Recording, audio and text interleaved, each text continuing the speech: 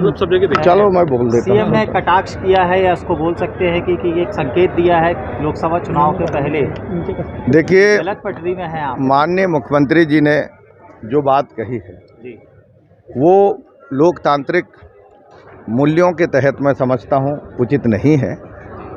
आप लोकतांत्रिक व्यवस्था के अंतर्गत मुख्यमंत्री जी हैं, देश के प्रधानमंत्री जी हैं, सभी राजनीतिक दल अपने विचारधाराओं के साथ आगे काम कर रहे हैं। आप किसी को अगर इस तरह से कहेंगे कि आपका जो पटरी है वो सही नहीं है, तो मैं आपको बताना चाहूँगा कि आज से कुछ वर्ष पहले भारतीय जनता पार्टी भी विपक्ष के रूप में काम किया करता था, पर कांग्रेस कभी भी नकारात्मक राजनीति कभी नहीं किया। कांग्रेस ने कभी ये नहीं कहा कि भाजपा मुक्त भारत बने, ऐसा आप कभी नहीं सुने होंगे। कांग्रेस की यहाँ तक परंपरा रही है कि जब माननीय वाजपेयी जी को अवसर दिया गया था कि आप विपक्ष की कर्तव्यों का निर्वहन करें, तो ये खूबसूरत लोकतंत्र है। और हम तो कहना चाहेंगे कि मुख्यमंत्री जी, हम आपके प्रदेश के विकास में सकारात्मक विपक्ष के रूप में ओंकार सिंह मरकाम तैनात है। मैं मां नर्मदा के उद्गम स्थल क्षेत्र मेरा डिंडोरी है और मैं तो चाहता हूं सर्वांगीण विकास के लिए आप जिस तरह से आज हमारे आवश्यकता है उसको आप आगे बढ़ाएं, ये हमारा कहना है। मुख्यमंत्री की बातों में विचार कर रहे हैं क्या आप? देखो, मुख्यमंत्री जी के विकास की जो बातें हैं, नहीं, जाने वाली जो बात हो रही लोकसभा चुनाव के नहीं, पहले मुख्यमंत्री- क्या कुछ बड़ा फेरबदल या मुख्यमंत्री जी की सपने पूरे नहीं होंगे, ये हम बताना चाहते हैं। मुख्यमंत्री जी के हम विपक्ष में एक बेहतर मदद विपक्ष के रूप में विकास के लिए जो जनता की आवाज़ है वो करेंगे। और मैं तो कहना चाहता हूं कि हम तो आईना है, आईना अपना कर्तव्य करता है। और कभी कभी होता ये है कि कांच में पारा लगाओ तो आईना बन जाता है और किसी को आईना दिखाओ तो पारा चढ़ जाता है, पर आईना को कर्तव्य मैं आईने की तरह जनता की आवाज़ रख रहा हूँ, रखता रहूँगा। किस दृष्टिकोण से कही होगी ये बात?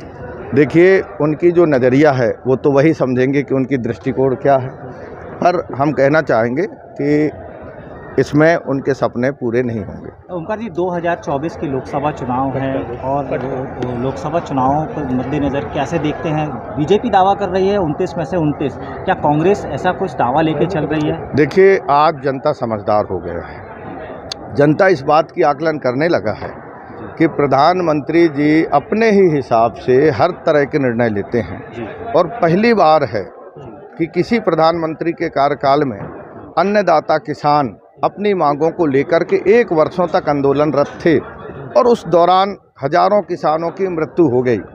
ये सर्वविदित है। नौजवान इस बात को लेकर के आज भी चिंतित हैं कि 2 करोड़ लोगों की नौकरी देने की वादा करने वाले प्रधानमंत्री जी 10 सालों में 2 करोड़ लोग को 1 साल बोले थे, अभी तो 20 करोड़ हो जाते, वो कहाँ हैं?